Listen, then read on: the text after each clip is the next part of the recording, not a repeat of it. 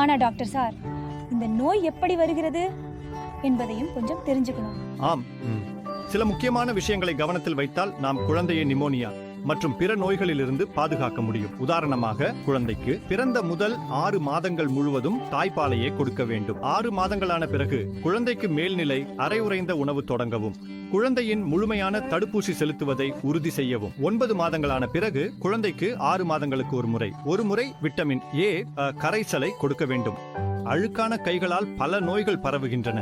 அதில் ஒன்று நிமோனியாவும் ஆகும்.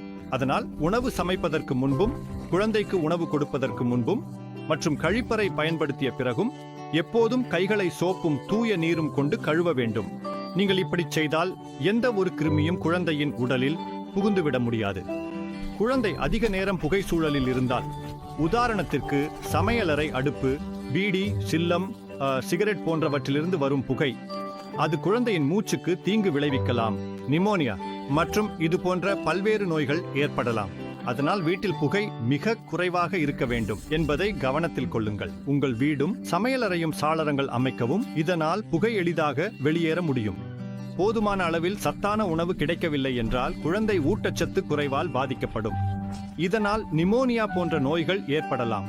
கார்போஹைட்ரேட்கள், புரோட்டீன்கள், கனிமங்கள் மற்றும் நார்ச்சத்து சரியான அளவில் உள்ள சத்தான உணவு குழந்தைக்கு எல்லா நோய்களையும் எதிர்க்கும் திறனை வழங்குகிறது. குழந்தையை குளிரிலிருந்து பாதுகாக்காமல் விட்டால் கூட நிமோனியா ஏற்படும் வாய்ப்பு அதிகரிக்கிறது. குழந்தையை நன்றாக மூடிக்கொள்ளச் செய்யுங்கள். குழந்தையை வெப்பமாக வைத்திருங்கள்.